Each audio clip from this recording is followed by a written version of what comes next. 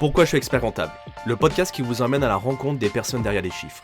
Une saison de 11 interviews de professionnels pour connaître leur récit personnel, leur parcours unique et le déclic qui leur a donné envie de faire ce métier. Je suis Florent Dufour, l'hôte de ce podcast, et je vous invite maintenant à découvrir ces parcours exceptionnels. Bonjour Yannick Olivier. Bonjour. Je suis ravi de vous recevoir pour cet épisode spécial qu'on va appeler « Pourquoi je suis commissaire aux comptes ». Moi aussi, je suis ravi d'être avec toi. Et avant qu'on commence, qu'on parle de votre passé, comment vous avez fait pour devenir président, le présent et votre futur, j'aimerais faire une petite présentation de vous. J'ai utilisé l'intelligence artificielle, ChatGPT, pour vous décrire. Et j'aimerais que vous me disiez si c'est OK. Parfait. Alors, profession, commissaire aux comptes et expert comptable, vous êtes président du cabinet Fiteco. Yannick Olivier a une longue carrière dans le secteur de l'expertise comptable et du commissariat aux comptes. Avant de devenir président de la CNCC de 2020 à 2024, il a occupé le poste de président de la compagnie régionale des commissaires aux comptes de Caen de 2013 à 2015. En politique, il est très engagé dans la défense de la profession et travaille activement à la modernisation de l'adaptation des pratiques professionnelles face aux nouvelles régulations et attentes du marché.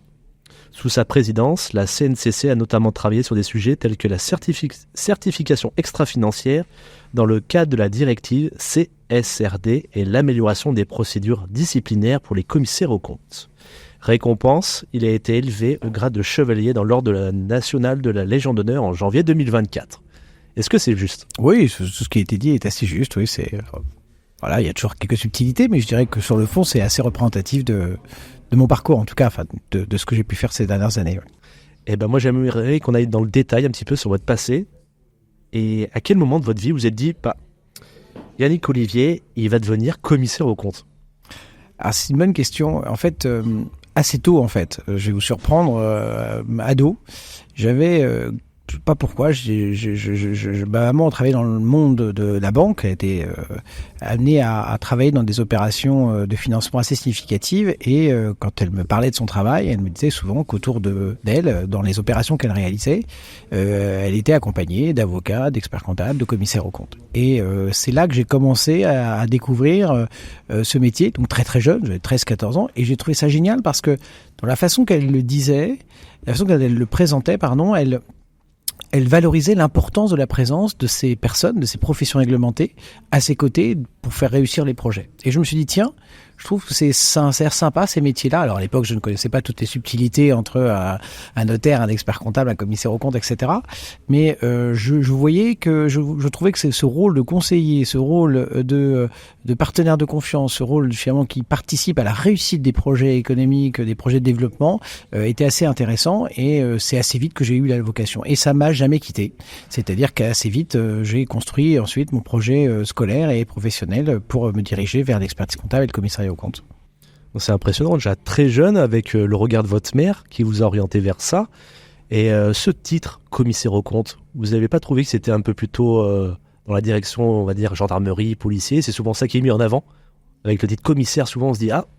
Alors c'est vrai que commissaire, ça renvoie un peu au côté policier, oui, c'est clair. Compte d'ailleurs, ça enferme, sauf que comme toute personne, derrière l'intitulé, je suis allé chercher aussi ce qu'il y avait derrière, ce que signifiait ce rôle-là. Alors, ce que j'aimais bien quand même dans le notion de commissaire aux comptes, c'est que je voyais bien que derrière, on voyait l'idée d'une mission d'utilité publique. Et ça, c'était pas mal. Alors après, effectivement, le côté un peu policier ou contrôle, c'était pas forcément ce qui m'attirait. Mais l'idée que je participe à une profession qui soit réglementée, qui ait une éthique, une déontologie, déjà, c'est très marqué chez moi. J'ai été très attaché. Et donc, finalement, quand j'ai découvert que derrière le terme commissaire aux comptes, c'était absolument pas un rôle de contrôle, mais plutôt quelqu'un qui appréhendait l'analyse des risques d'une entreprise, de ses enjeux et du fait de sa présence, même si c'est un acteur qui justement est particulièrement indépendant, qui va être exigeant et qui saura prendre des décisions fortes, il le fait toujours dans l'intérêt du collectif et dans l'intérêt du développement économique. Et donc, finalement, j'ai trouvé que ça conciliait deux sujets qui me passionnaient et que le mot commissaire, qui aurait pu peut-être dans un premier temps effectivement m'éloigner, c'est assez vite effacé derrière la réalité du terrain. Ça vous a pas fait peur de voir les longues années d'études qu'il a fallu faire ? Disons, on part sur un bac plus 7, bac plus 8... j'ai 13 ans, 14 ans, on verra ça plus tard. On avance, on se pose pas de questions.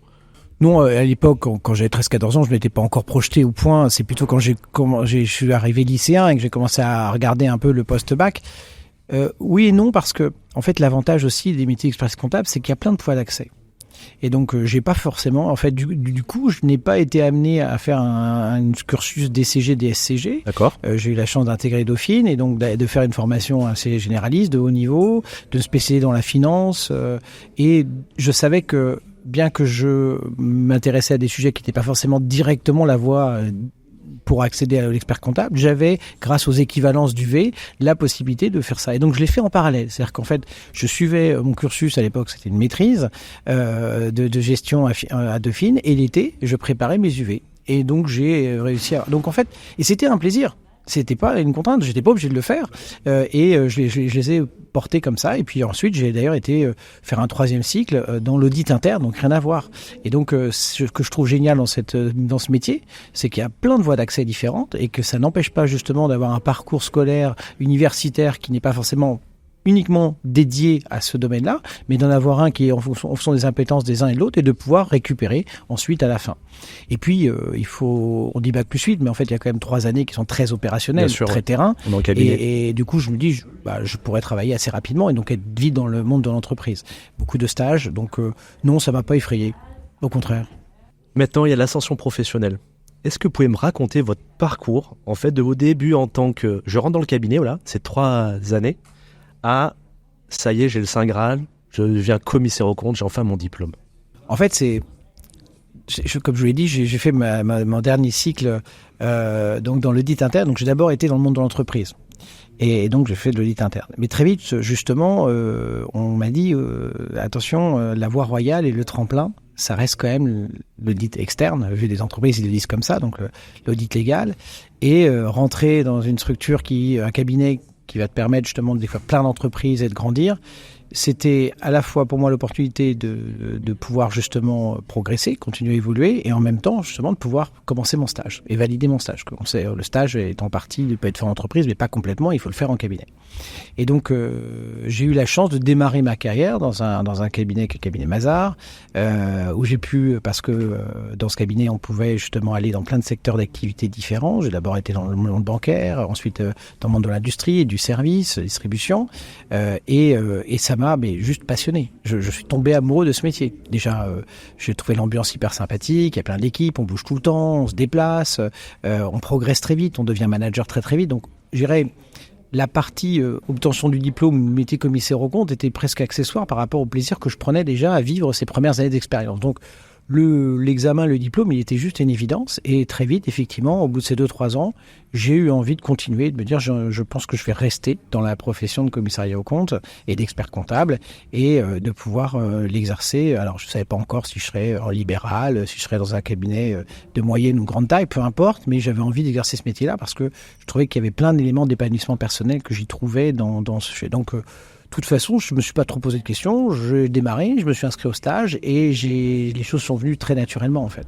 Comment vous avez réussi à gérer en fait cette partie gestion du stage et travail à côté en cabinet qui demande quand même certaines heures? Ça vous a pas fait peur des moments de doute peut-être? Non, parce que je trouve que c'est bien organisé, c'est bien structuré.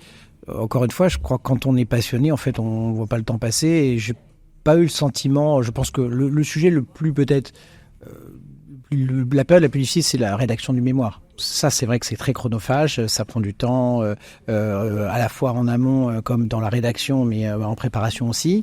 Et donc, je dirais que c'est peut-être ce moment-là. En plus, le hasard fait que je me suis marié, j'ai eu un enfant et ma fille est née l'année où j'ai déposé mon mémoire. Donc, en fait, il y avait, je me souviens, j'étais en train de mettre les premières couches de ma fille au moment où j'étais en train de finaliser les dernières lettres et mots de mon mémoire. Donc, mais c'est resté des très bons souvenirs. Et donc, oui, ça a été une période un peu difficile, mais quelque part, j'en tire une certaine fierté d'avoir réussi à mener de front une vie professionnelle, une vie personnelle et l'obtention de ce diplôme. Donc, je dirais qu'on n'a rien sans rien et parfois ces efforts-là, en fait, ils deviennent sur le moment peut-être des moments peut-être ardus, mais ils deviennent des fiertés demain. Vous le regrettez pas? Ah non, pas une seconde. Pas une seconde. Ouais. Au contraire, je pense que je vois trop souvent parfois des personnes qui se disent je ferai le mémoire plus tard parce qu'on a toujours des raisons de reporter parce qu'on a toujours des contraintes, etc. Alors je comprends parfois pourquoi il faut reporter. Et là, le hasard du timing a fait que la même année, donc la naissance de moi, et j'ai changé de cabinet aussi. Je suis rentré dans un cabinet de taille intermédiaire, de territoire, et j'ai déménagé. Donc j'ai fait tout de front, mais finalement. La vie, c'est comme ça. Il y a les choses, les opportunités arrivent, les virages, les choix de vie se présentent et il faut les faire et on y va. Et quand on y va, ça marche. Je rebondis justement sur ce que vous venez de dire. Est-ce que la famille, ça aide ? Est-ce que l'organisation aussi, ça aide à ces moments-là ? Parce que vous avez quand même eu un enfant, vous avez déménagé, vous avez changé de cabinet. Ça fait beaucoup. Est-ce que votre entourage vous aide en fait ? Oui, énormément. C'est juste essentiel. Encore aujourd'hui, j'ai la chance d'être avoir une grande famille avec de nombreux enfants et ils m'ont toujours soutenu, que ce soit d'ailleurs au moment du diplôme et de la rédaction du mémoire, et encore ces dernières années avec cette mandature à la compagnie où il a fallu concilier aussi beaucoup de sujets. Je crois que c'est même un des piliers qui permet de faire fonctionner le système. Et c'est vrai qu'ils sont adorables, ils sont très compréhensifs. Je dirais même les clients l'ont été parce que quand j'ai accepté, je me suis vraiment investi sur le plan institutionnel et que je suis devenu président. Évidemment, ça prend du temps. Parfois, j'avais peut-être pas toujours le même niveau de disponibilité que j'avais pu avoir sur certains clients. Et en fait, ils ont été adorables et très compréhensifs parce que ils ont compris aussi ce que je faisais et que ils ont vu l'énergie que j'y mettais et ce que j'avais envie de porter par ce projet. Donc, être soutenu par ceux avec qui on vit, la famille, etc., mais avec ceux avec qui on travaille, parce que ça a été la même chose pour mes collègues, mes associés, mes collaborateurs, c'est juste essentiel. C'est une réussite collective. Ça, j'en suis sûr. Comment vous êtes passé, vous, maintenant, de « je deviens commissaire aux comptes, ça y est, je suis dans l'entreprise », à président de la CNCC ? Est-ce que vous vous êtes dit « bon, j'ai fait le tour de mon métier, j'ai un peu de temps libre les week-ends, on va essayer de remplir l'agenda ». En fait, pas du tout. En fait, là aussi, ça s'est fait de façon un peu naturelle. Quand j'ai déménagé et que je suis arrivé en Normandie, je connaissais absolument pas mes consoeurs et mes confrères de la région. Et donc, il fallait que je fasse un peu ma place, que je fasse des contacts. Souvent, d'ailleurs, les premiers mandats, on les a parce qu'il y a des échanges et donc faut se faire connaître. En plus, j'étais dans l'Orne, donc c'était pas forcément le département le plus dynamique en termes de nombre d'experts comptables et de commissaires aux comptes.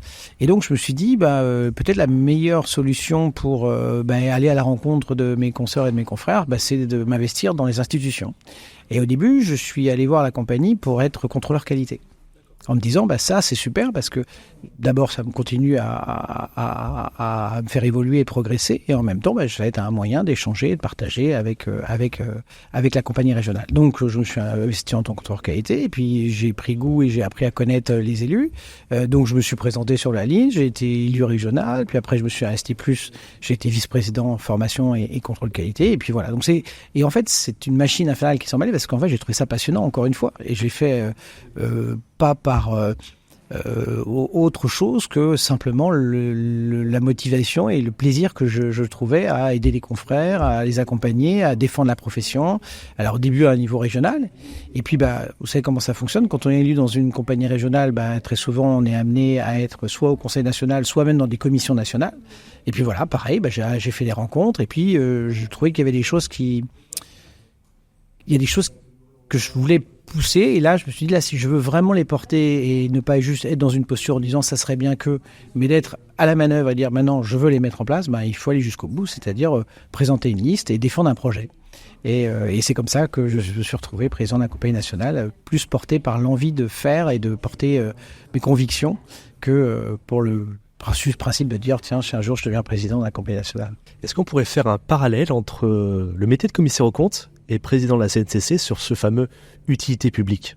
Est-ce qu'il n'y avait pas un petit peu ça au fond de vous en disant il faut que je mette un peu ma pierre à l'édifice pour cette utilité publique, quoi ? Pleinement, mais complètement. C'est-à-dire que quand on est un élu,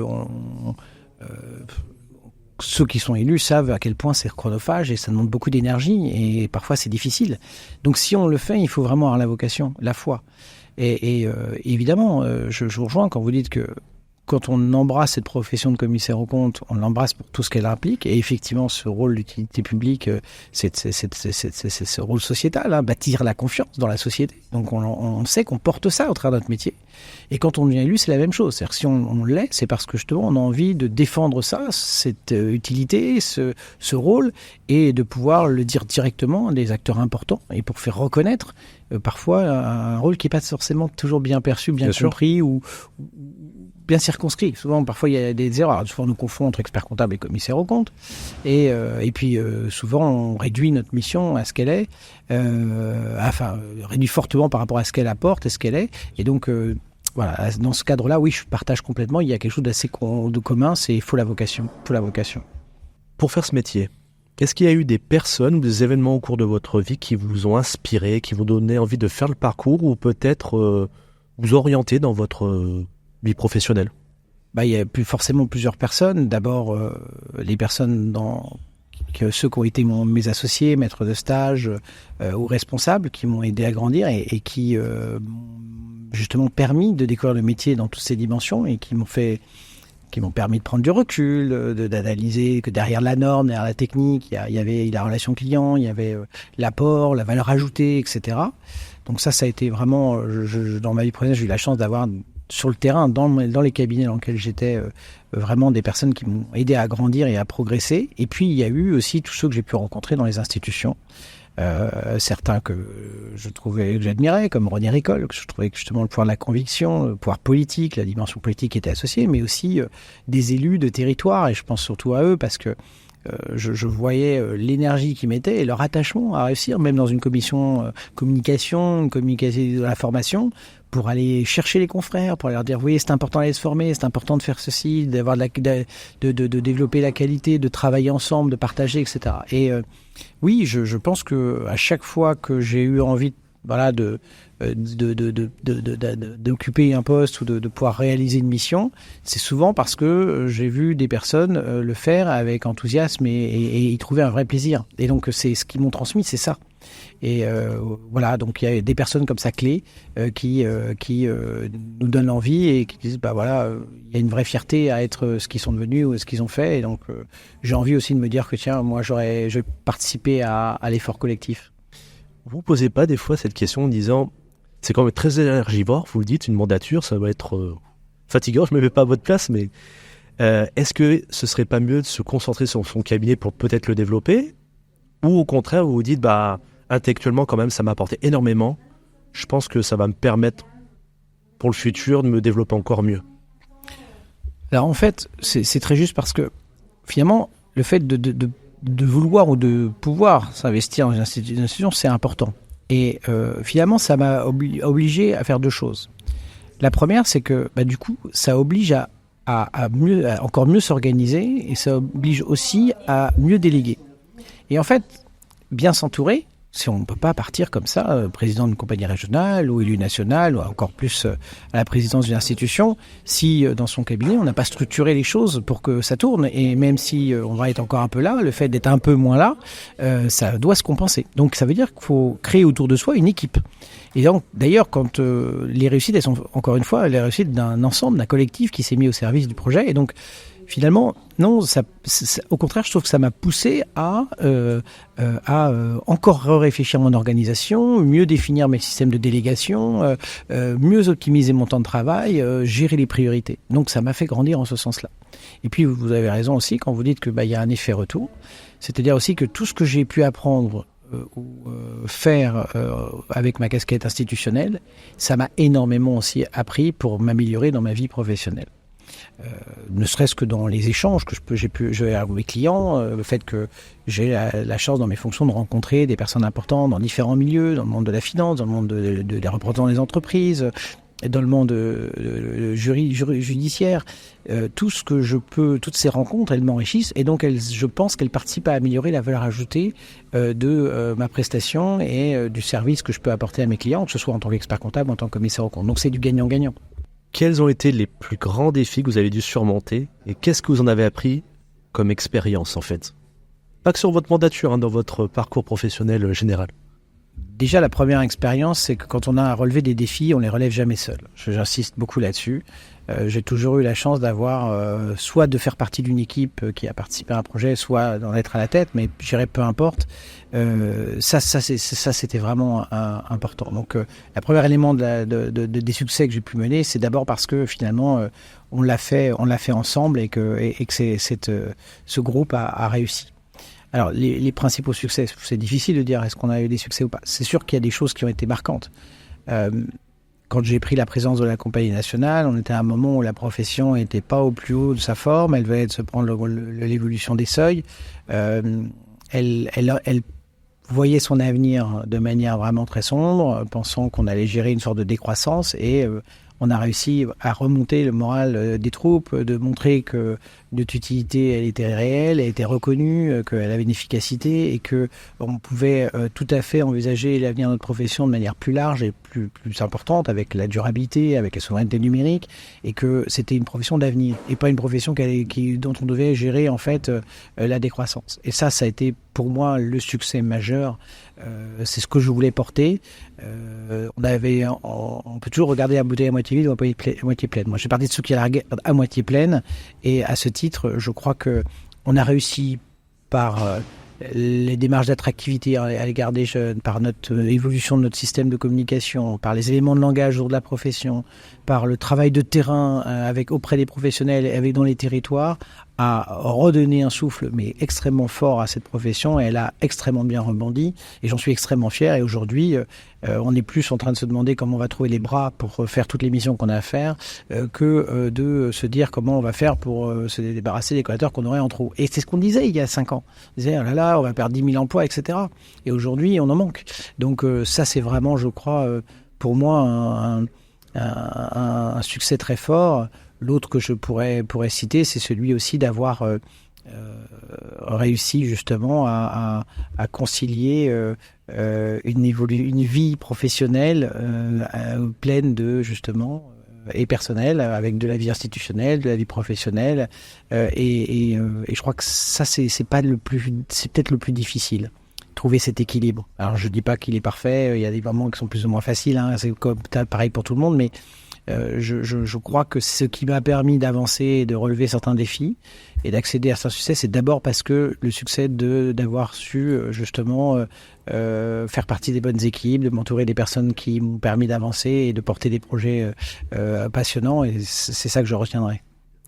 Mais sur le premier succès, vous m'avez parlé c'était au moment en fait avec le relèvement des seuils au commissariat aux comptes.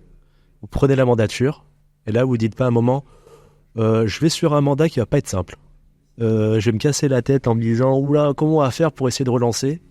Alors en fait, je dirais que c'était même avant, c'est quand j'ai décidé d'être candidat. Je ne pouvais pas me résigner fondamentalement à avoir une vision négative et pessimiste des choses. Et je me dis de toute façon, faut y aller. Il n'y a pas de choix, faut y aller. On ne peut pas laisser continuer les choses comme ça. On peut pas laisser entendre qu'on va perdre tous ces mandats, que la profession va disparaître, que les petits commissaires aux comptes dans les territoires vont plus avoir de mandat, donc vont arrêter l'activité, on va passer de 11 500 à 6 000. Enfin, je ne pouvais pas me résoudre à ça. Donc j'étais tellement, touché par ce qui nous arrivait, et je me suis dit, il faut se battre jusqu'au bout. Et quelque part, quand on est dans le combat, on n'a pas le temps trop de se poser de questions. On se pose parfois, et bien sûr, on doute. Hein, il y a certains jours, on se dit, est-ce qu'on fait les bonnes choses ? C'est normal, il faut douter. Si on ne doute pas, c'est que c'est pas bon. Mais c'était un peu en mode combat. Il fallait y arriver, et j'avais cette conviction profonde qu'on avait des fondamentaux qui nous permettraient de réussir. Parce que ce qu'est notre métier, ce qu'est notre rôle, ce qu'est notre profession, c'est pas un truc qui existe qu'en France, ça existe partout dans le monde entier. Le rôle de l'auditeur légal, son importance, la confiance, l'élément de confiance. Donc il y avait tellement un socle évident et tellement pertinent que on avait de quoi construire sur ce socle. Mais fallait revenir aux fondamentaux et repartir. Donc pour répondre à votre question, je pense que c'est je crois quand on se donne dans un projet, qu'on a une ambition, comme certains disent, tiens, moi je vais faire un marathon, je ne suis pas sûr qu'ils aient forcément conscience de ce que ça va impliquer, des moments de doute et des difficultés qu'ils vont y avoir, mais en fait ils ont envie d'aller jusqu'au bout, et ce qui les porte, c'est le fait de dire je sais pourquoi je le fais, et ce qui m'a motivé, ce qui m'a engagé dans cette démarche. Et donc quand on y va, on démarre, on court et on va jusqu'au bout et on termine le marathon. Et ben c'était un peu comme ça.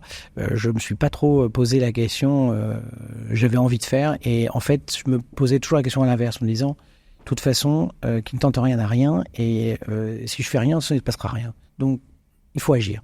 Agissons. Et puis on verra si ça apporte ses fruits. Ça a apporté ses fruits, tant mieux. Mais quand on n'a plus rien à perdre, on y va. Faut y aller. Vous êtes un homme d'action. Je sais pas, j'essaye. Moi, je voudrais aller sur le présent maintenant.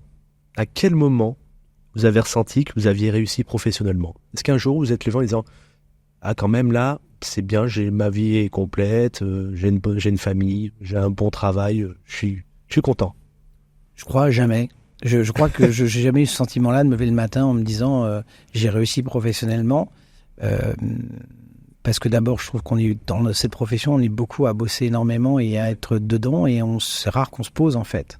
Alors c'est vrai qu'il y a eu, vous l'avez évoqué tout à l'heure, que j'ai eu la chance d'être honoré par oui, c'est un beau parcours quand même, mais c'était intéressant cet événement, parce que c'était un moment où on s'est posé 5 minutes justement, j'ai dû écrire mon discours, et finalement ça m'a obligé à faire une rétrospective. Donc il y a des événements comme ça où finalement on regarde le chemin parcouru, mais plus que de me dire le succès, j'ai plus un sentiment de dire putain, je suis quand même fier de ce que j'ai pu à réaliser. Je me dis souvent, j'aurais jamais cru que j'aurais été capable de faire tout ça. Et je me surprends moi-même. Mais le sentiment du succès, pour moi, est quelque chose qui m'est un peu désagréable, parce que j'ai l'impression que finalement, ça pourrait dire que je suis arrivé au bout. Et je suis pas au bout encore. Et je dis qu'il y a encore plein de trucs à faire. Et donc, j'en suis pas encore là à me dire, tiens, super, ça y est, j'ai réussi, je suis un homme épanoui. Et puis, la vie fait que on sait tous que ce qui est vrai aujourd'hui n'est pas vrai demain. Je pense qu'il faut rester très humble sur ce sujet, et on croit toujours à retrouver l'équilibre. Puis il y a toujours un petit événement qui fait que l'équilibre à nouveau tombe. Donc je préfère pas prendre le risque de me dire ça y est. Mais par contre, un sentiment de fierté, oui, du travail accompli et du chemin parcouru. Ouais. Je vais vous poser la question autrement. Est-ce que vos enfants sont fiers de vous quand on parle de papa? Je sais pas, je crois que oui quand même, parce que alors ce qui est marrant, c'est que ils me le disent pas forcément, mais parfois j'ai un camarade d'école qui arrive et qui dit votre fille ou votre fils, il m'a parlé de vous, il m'a montré des vidéos. et là je me dis tiens, si il est allé en parler à ses copains, et tiens, mon papa il est passé, ou je sais pas, sur BFM, ou j'en sais rien, peu importe, c'est qu'il y a un petit peu de fierté. Donc oui, je pense qu'il y a une part de fierté forcément. Mais c'est la pudeur fait que c'est pas tous les jours dire papa t'es super. Non, c'est pas ça. C'est plutôt j'ai besoin de ceci, j'ai besoin de cela. Mais oui, je crois que quand même indirectement, et ils me l'ont dit aussi au moment là aussi de la remise de la décoration. Je pense que c'était justement c'était un moment un peu émouvant pour ça, parce que encore une fois, on est comme on est, et c'est rare qu'on se dise forcément les choses. La pudeur est toujours là, ce que je disais. Et donc oui, je pense qu'ils doivent l'être. En tout cas, j'espère. Maintenant, j'ai besoin de votre aide. Vous avez parlé tout à l'heure, c'était important, l'une de vos réussites, c'était de gérer la vie personnelle et professionnelle. Comment vous vous organisez pour faire la vie perso, le cabinet et votre mandature? Donnez-moi les techniques pour gérer tout ça, tout ce planning. Il n'y a pas de recette miracle, mais quand je me posais cette question, ça m'oblige à me dire oui, comment on a fait? En fait, je crois que ça s'anticipe. D'abord, il y a un maître mot, c'est l'anticipation. C'est-à-dire qu'il ne faut pas attendre la dernière minute, ça s'organise très en amont. Voilà. Ensuite, je l'ai dit tout à l'heure, mais je pense qu'il faut effectivement organiser les choses, notamment par la délégation. C'est-à-dire qu'effectivement, il faut avoir autour de gens, il faut pas y aller seul, il faut y aller avec des gens qu'on prévient avant, à qui on prend le temps d'échanger avec eux. Donc voilà ce qui va se passer, j'ai envie d'aller là, est-ce que tu me suis? Voilà les conséquences sur certains. Moi, j'ai pas pu garder tous mes mandats de cadre, je les ai transférés à mes jeunes associés. Voilà, c'était normal. Sinon, c'était mettre en péril mon activité, parce que si je suis pas présent près de mes clients, c'est pas bon, puis je fais pas bien mon travail. C'était aussi, on parlait avec mes collaborateurs, alors vous savez, je serais peut-être moins présent, certains de mes clients, je l'ai évoqué tout à l'heure, donc j'ai joué la transparence aussi, en disant peut-être que je serais moins disponible, voilà, mais j'aurais parlé de mon projet, j'aurais parlé de mon envie, etc. Et donc ça, je pense que ça veut dire aussi que dans les moments quand ils sont parfois plus ou moins compliqués, ils se rappellent, et on a anticipé, et ils savent pourquoi ce sujet-là arrive. Après, il faut des personnes qui justement vous soutiennent, vous font confiance. faut s'organiser. Ça, c'est vrai que c'est très, très militaire. Hein. C'est du 7 jours sur 7, hein, ça c'est clair. Faut s'organiser, trouver des moments. Donc en fait, on réfléchit à chaque moment. C'est-à-dire qu'on essaie de donner du qualitatif dans chaque moment qu'on passe, que ce soit dans la vie, encore une fois, personnelle comme professionnelle. On peut être beaucoup à la maison et puis finalement... pas forcément créer du lien, et on peut y être, et quand on y est, on y est. Donc c'est ce que j'ai essayé de me donner comme objectif, c'est de dire, si tu es à la maison, tu te reposes pas, tu profites de ce temps-là où tu vas être avec tes enfants. Alors j'ai 6 enfants à la maison, hein, parce que c'est du boulot. Quand même. Voilà. Après j'ai une femme formidable, tout ça, qui travaille aussi beaucoup en plus, et donc... mais alors je dis pas qu'on n'est pas un peu fatigué là, et que cette fin de mandature va être l'occasion de se poser un peu. Je dis pas que tout a été parfait et que ça a roulé comme sur des roulettes partout, parce qu'il y a beaucoup de déplacements aussi. Mais voilà, l'anticipation, l'organisation, et puis le troisième mot-clé, c'est la priorisation. C'est-à-dire que ça oblige à trier, même dans les rendez-vous, dans les personnes qu'on rencontre, les actions qu'on mène. Et donc ça, là aussi, je parlais, poser la question de... peut-être de ce que ça m'a apporté ou de ce que ça m'a appris, c'est clair que là, on n'a pas le choix de prioriser. Parce que si on s'éparpille, si on ne fait pas les bons choix, eh ben, très vite, on se retrouve débordé. Donc, si on veut rester focus sur ses objectifs, si on veut rester droit dans ses bottes par rapport aux objectifs qu'on s'est assignés, eh ben, il faut prioriser et aller à l'essentiel. Ça, c'est vraiment, je crois, l'essentiel, le point particulièrement d'attention. Encore une fois, aussi bien sur le plan professionnel, au cabinet, en tant que président d'institution, comme à la maison. Qu'est-ce que vous donneriez comme conseil à la nouvelle génération qui souhaite suivre votre chemin ? Moi, je fais partie de ceux qui pensent que je suis pas grand. Enfin, chaque chemin est très particulier. Je l'ai dit tout à l'heure. Moi, j'aurais d'abord jamais pensé avoir fait tout ce parcours. Et puis, en même temps, je savais pas. Même si je reprends, je m'étais jamais dit quand j'ai démarré ma carrière, tiens, je vais la démarrer et j'arriverai président de l'institution. Enfin, c'était même pas dans ma tête à ce moment-là, contrairement au fait d'embrasser le métier, oui, mais et donc je crois qu'en fait le meilleur des conseils, c'est le seul à mon avis qui marche, c'est de ne pas avoir peur d'y aller et de suivre son instinct, d'être fidèle à ses convictions, et quand on est fidèle à ses convictions, ben, on avance forcément. Et en fait, ça vient naturellement. Et si les choses doivent se faire, elles doivent se faire. Donc, je crois que si je discute beaucoup avec des anciens présidents, et on a tous des chemins très différents et des parcours très différents. Donc, en fait, il n'y a pas de règle, il n'y a pas de recette unique. Il y a chacun un parcours. Par contre, il y a effectivement un élément central à tous nos parcours, c'est que on y est allé. Et qu'on y est allé avec le cœur aussi, et que voilà, et je pense que ce qui fait que parfois on n'y arrive pas, c'est pas la compétence, c'est pas l'énergie, c'est parfois la peur de ne pas y aller. Et donc je pense que le seul conseil que je peux leur donner, faites-vous confiance, n'ayez pas peur. Faut s'investir dans les institutions, faut prendre des risques, même dans la gestion de leur cabinet, dans leur organisation, et il faut tenter. Si on ne tente rien, il ne se passe rien. Donc allez-y, tentez. C'est le seul conseil que je pourrais donner. Est-ce que vous vous êtes dit dès le début aussi, il faut oser en fait ? Il n'y a pas de limite, mais on ose. C'est plutôt comme ça que vous pensez ? Faut oser. Après, oser, c'est pour ça que je parlais beaucoup de collectif et d'équipe. Parfois, c'est plus facile d'oser quand on a une équipe autour de soi. Parce que faut oser, oui. Alors, il y en a qui ont le caractère pour ça, qui ont le profil, qui ils sont fonceurs. On n'est pas tous fonceurs. Mais c'est pas parce qu'on n'est pas fonceur qu'on peut pas réussir. Et donc, oser, ça veut dire aussi se donner les moyens de se mettre dans les conditions pour pouvoir oser. Donc oui, oser, c'est se faire confiance, c'est y aller. Et alors, qu'est-ce qu'on risque ? Voilà. En fait, au bout du bout, si on ne le fait pas.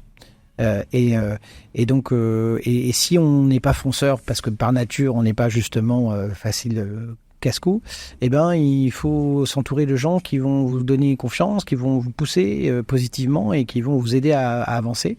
Et moi, j'aime bien cette idée-là parce qu'en plus, du coup, ça crée le collectif dès le départ. Ça demande de l'organisation. Est-ce qu'il ne faut pas aussi un certain âge aussi ? Peut-être se laisser le temps aussi à oser, mais peut-être construire pas à pas son cabinet, que ça tienne, ça fonctionne, et après, hop, on passe sur le côté peut-être politique.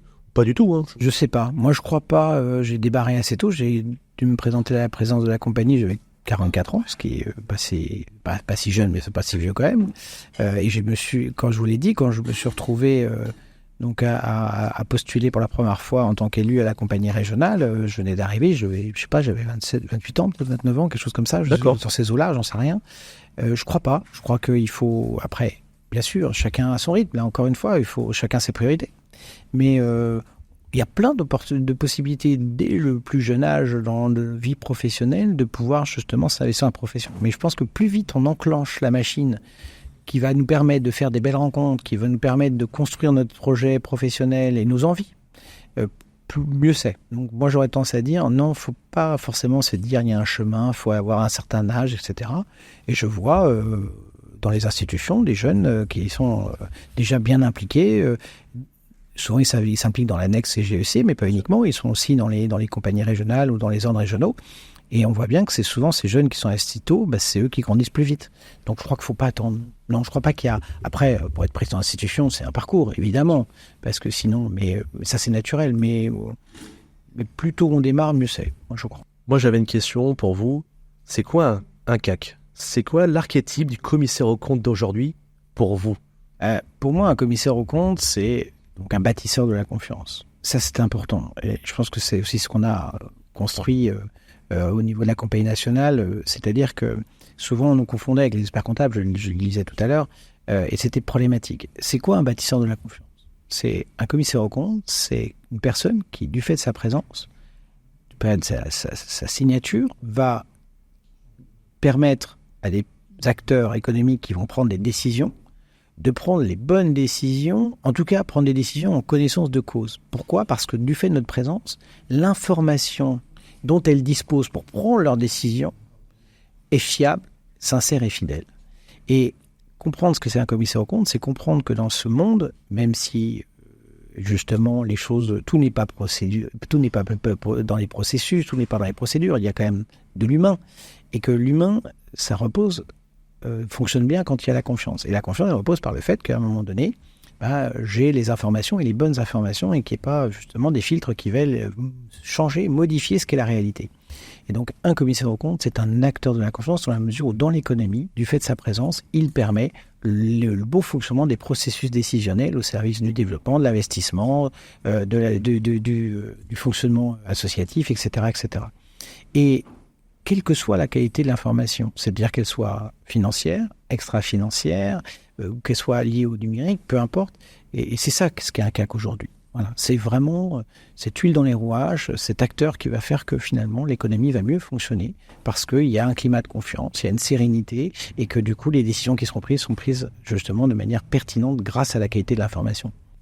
Vous pensez que le commissaire aux comptes va prendre encore plus de place à l'avenir avec tous ces domaines extra-financiers, comme vous parlez, l'environnement, l'intelligence artificielle, on est en plein dedans actuellement, l'informatique de manière générale?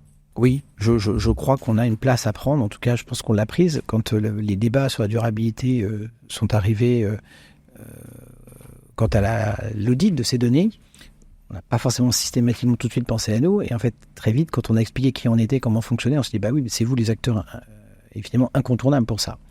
Et donc, il ne faut pas qu'on confonde ce qui est parfois une méconnaissance de notre profession, de notre rôle, et qui fait qu'on ne fait pas systématiquement toujours appel à nous, avec finalement la réalité effective de l'efficacité de notre présence.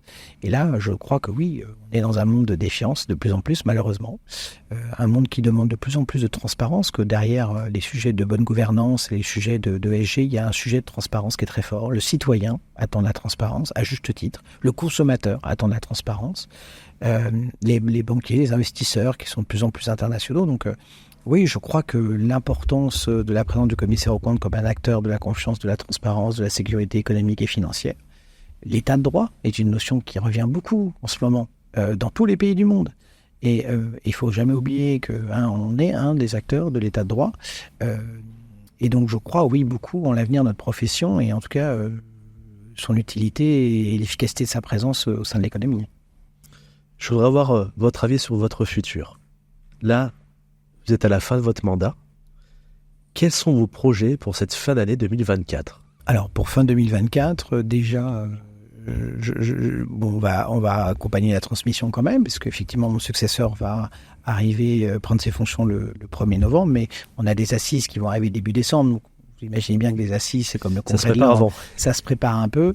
Et donc, je vais, s'il a besoin de moi, la nouvelle mandature a besoin de moi, mais je pense qu'effectivement, on va continuer et finaliser quand même cette opération qui a permis de construire ces assises. Je vais aussi un peu me poser, prendre du recul sur... c'est assez intéressant de refaire un peu le parcours de ces 4 années, de ce qu'on a réussi à faire, de faire un peu le bilan, de se renourrir un peu, parce que c'est vrai qu'on est un peu la tête dans le guidon, donc c'est bien par moment aussi de se poser et de regarder, on évoquait tout à l'heure, un peu en arrière et d'apprécier ce qu'on a fait, de se dire tiens, qu'est-ce que j'aurais pu faire différemment, etc. Donc je vais plutôt être dans une phase effectivement d'atterrissage et puis passer un peu plus de temps avec ma famille, voilà, parce qu'ils le méritent bien, parce que j'ai très envie, parce que ces 4 dernières années ils ont été extrêmement compréhensifs, donc je leur dois aussi du temps, et puis accessoirement j'ai aussi un cabinet, et donc voilà, donc déjà ça fait déjà beaucoup de choses à mettre en place avant de pouvoir se renourrir pour envisager d'autres projets. Et justement, où vous voyez-vous dans 10 ans? Aucune espèce d'idée. Je dirais que de la même façon que ces 10 dernières années, je me laisse... alors j'ai des sujets qui m'intéressent beaucoup. Vous ferez du commissariat aux comptes encore? Ah bah oui, je vais continuer à exercer mon métier d'expert comptable commissaire aux comptes. Ça, c'est une évidence. J'ai la chance de diriger un cabinet et ça me passionne et ça, c'est super. J'ai des super associés, super collaborateurs. Donc ça, je vais continuer, bien sûr, à exercer ce métier. Ça, je ne démordrai pas. Après, la question, c'est qu'est-ce que je continuerai à faire au-delà de ce rôle d'expert comptable et de commissaire aux comptes. J'ai des sujets qui me passionnent beaucoup, sur les sujets, bien sûr, de souveraineté numérique, sur les sujets de bonne gouvernance d'entreprise, d'administration d'entreprise. Il y a besoin d'aider le monde entrepreneurial face au sujet quand même des lourdeurs administratives et des contextes économiques compliqués. Donc il y a plein de choses à travailler sur ces aspects-là, de productivité, d'efficacité. On en a bien besoin, la croissance économique est aujourd'hui extrêmement faible.